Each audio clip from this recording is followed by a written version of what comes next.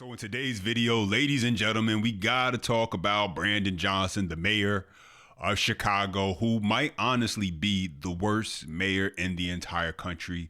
Right now, you could say it's between him, Karen Bass out in Los Angeles. They're definitely in a dead heat for the title. You know, Zoran, we'll give him some time. He's still pretty new. I'm not ready to officially put him there yet. We need a little bit more time to watch him drag New York City downhill before we make that official. But Brandon Johnson has had plenty of time, and he's been allowing Chicago to crumble under soft on crime policies, failed progressive leadership, and decisions that are pushing businesses right out of the city. And now the pressure is building because he's being called out by reporters, by residents, and by the police president also. And so we got a lot to break down. As always, if you are enjoying the content, smash that thumbs up button. That's the very best way to let me know and to stay locked in with future videos. Subscribe to the channel. Now let's get right into it. That's not appropriate. We're not talking about mob actions. I didn't say that. What happens? Hold on a second, okay? Respectfully. These large gatherings, just hold on a second, y'all. I promise you, we have time to talk. It's important that we speak of these dynamics in an appropriate way. It's the latest incident in what police and city leaders have described as a growing trend of so-called teen takeovers. And where were you? Right there. Jason Hale says his vehicle was one of about 30 that were damaged. Yeah, it's pretty bad. The hood is completely messed up. It's terrible.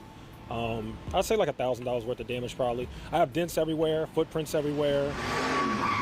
These gatherings, often organized on social media, have been popping up across Chicago, leading to fights, property damage, injuries, and in some cases, death. Jason believes it's all about kids having the right guidance growing up. Your kids should not be out here. When I was a kid, I wouldn't even think to do stuff like this. I'm just being honest, I wouldn't. But I had parents who guided me. They guided my decisions of what I did. These parents, they just let them run rampant. Mayor Brandon Johnson was asked about the incident this morning. He says it's about creating opportunities for children. It's not just on the government to do that. We know that there are many community-based organizations, faith-led organizations, business leaders that are creating safe spaces and opportunities for our young people. And so you heard that, and one of the main problems is that when Brandon Johnson does not even want to call it what it is, he's busy worried about being politically correct or not being too critical of the black community. So he doesn't want to call it a mob. No, he wants to call it a large gathering. But I don't know, what do you call something where you have huge crowds of people coming together, wreaking havoc in different neighborhoods, violence occurring, damaging property, creating mass hysteria and chaos for people who are just trying to relax at home for the evening. And they get bombarded by a sea of teenagers that have no real parental supervision at home, deciding that they're going to go out and cause as big of a disturbance as that they can as possible. Yeah, I call that a mob. But Brandon Johnson doesn't even want to do that. He thinks all it takes is a couple after-school programs, and that'll solve the problem. And so that brings us to the next part, because apparently you have residents, along with some local officials, residents who they don't want this element infiltrating into their neighborhoods anymore. They want to get this thing shut down, and so they're looking, it seems like, to try and do something about it. Take a listen. People concerned about teen takeovers are organizing what they're calling a parent takeover. This one in Hyde Park comes roughly 2 weeks after a teen takeover there near 52nd and Dorchester. Our Brett Bagansky live in Hyde Park. Within the last 2 hours, Mayor Brandon Johnson talked about a potential teen takeover there in Hyde Park, Brett. And this is the exact reason why parents decided they needed to do something tonight. And you were talking about Mayor Brandon Johnson, who talked about the potential for a teen takeover here in Hyde Park, and those reports to be credible here. So this is why parents decided they wanted to do something. Just to show you where we're standing right now, this is around South Hyde Park Boulevard and 53rd Street. We're just blocks away from where that last teen takeover happened. You've seen the video there. That was on Monday, March 30th, where you see several teenagers running, walking on cars, stomping on them, reportedly causing some property damage in the area here. And Mayor Brandon Johnson talking about the potential for that teen takeover here tonight, urging parents not to let their kids attend because he said it gets dangerous. It can potentially really get out of hand, as we've been reporting here on Fox Chicago here. And some on city council are trying to get to the bottom of everything, trying to get social media companies to become partners and to crack down on some of these teen takeovers that we've been talking about here. But in the meantime, some parents decided they wanted to gather here now to kind of take control of everything, take their neighborhoods back, and tell teenagers none of this is going to be tolerated. Back in the day, we said it takes a village. Same thing now. Back in the day, there was repercussions and consequences. Right now, there isn't. We need to show them that, hey, this is not cool. You want to have fun? Go to the park. Go to the movie. You know, take your girl out to dinner. You don't need to be trashing people's property or jumping on cars and everything, because that's just not cool.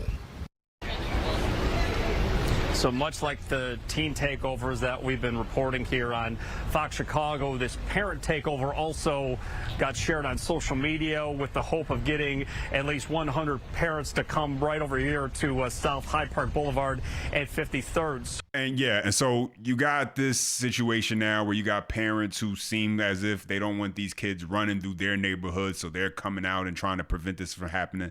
And okay, that can do what it's going to do, but the underlying the root of the problem is the parenting for the kids who are out there.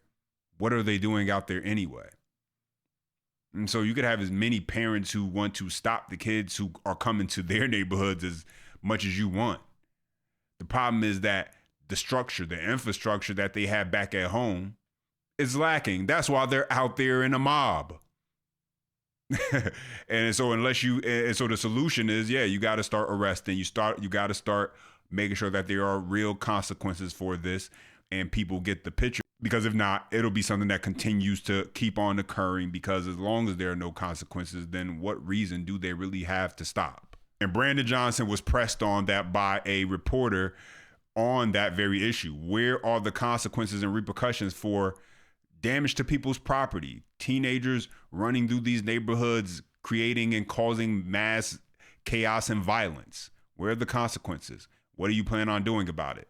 Here's Johnson. Take a listen. Despite you asking the adults to be accountable for their children, the youth flash mobs continue to test your defunded policing policy. How serious a threat to life, limb, and property do other so-called teen trends have to pose before your administration shifts from asking to compelling the participating youth and their adults to be accountable for those disturbances of the peace? Did you always listen to your parents? No. Now, if any of you have lived a perfect life and you have never disobeyed your parent, you have a free pass to get to those pearly gates. You know this is happening all over the world right now. All over the world. I've said repeatedly that I'm concerned about the dangerous and reckless behavior. Don't mischaracterize what I am saying as parent and as mayor. It is going to take all of us. And check this out. People are stepping up. Did you witness the students at Kenwood Academy who are holding their peers accountable? Did you hear the principal from Kenwood Academy? Did you see the parents actually step out in Hyde Park? And there were some kids who still showed up even though parents were out there. So we are taking this full force of government approach. So I am calling on all parents, community leaders, business leaders to stand together to make sure that we are creating opportunities for young people, and that if they step outside the bounds of our expectations, that we do hold them accountable.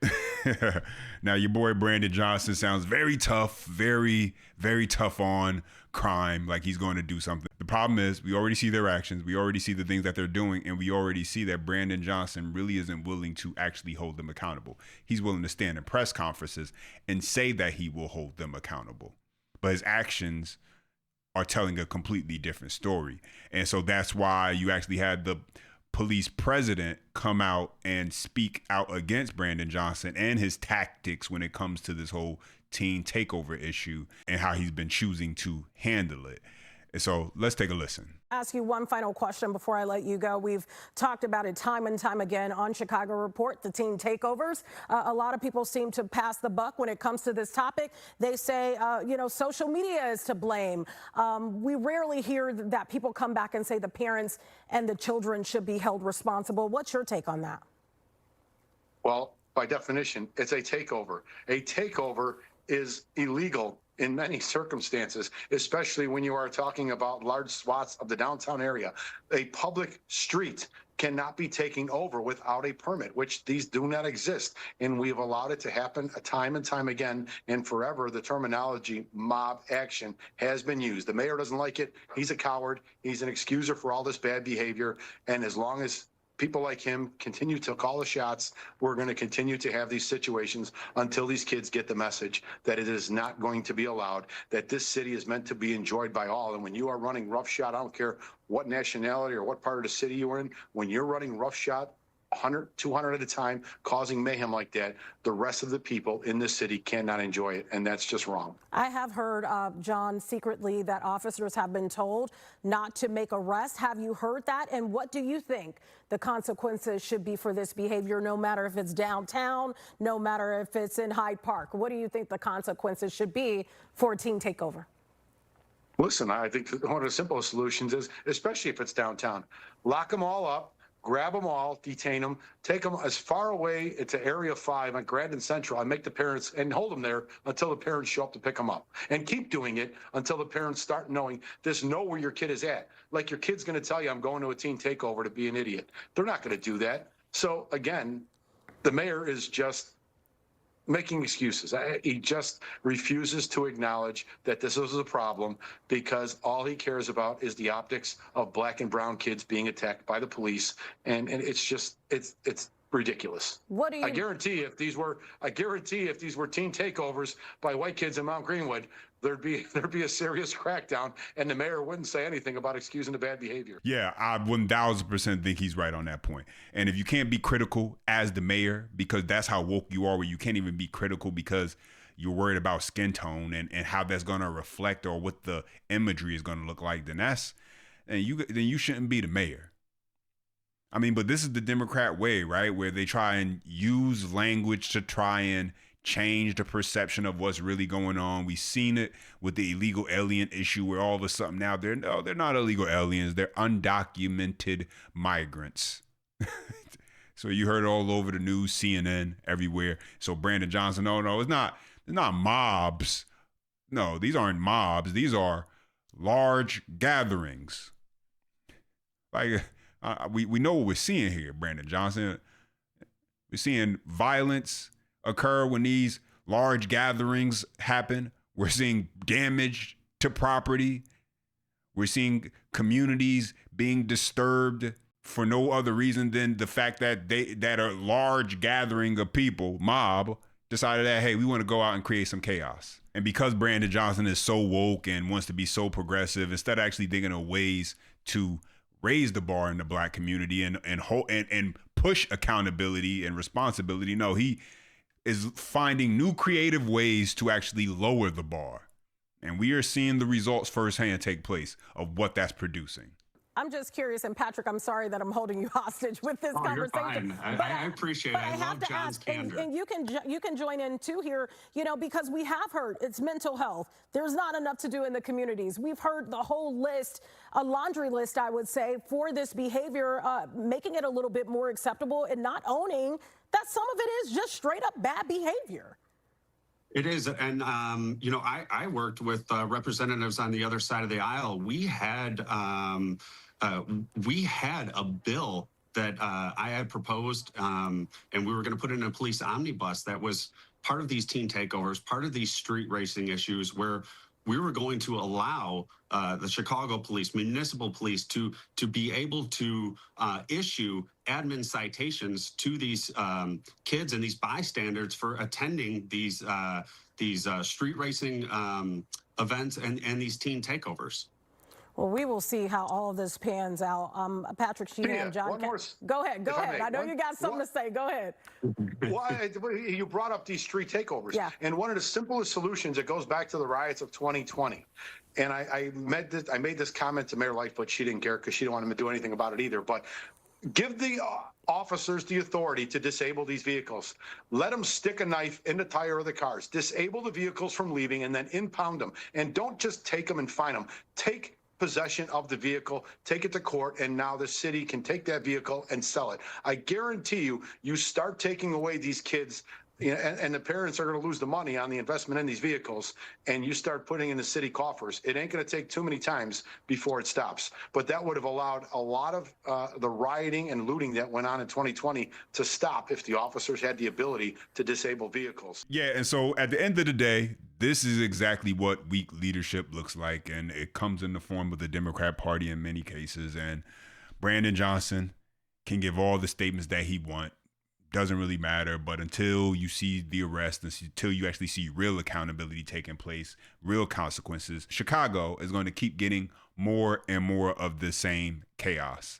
But those are my thoughts on the update. Now let me hear back from you. Drop your comments down below. As always, I appreciate when you guys chime in. Don't forget, if you do enjoy the content, smash that thumbs up button. And for more, subscribe to the channel. And as always, until next time.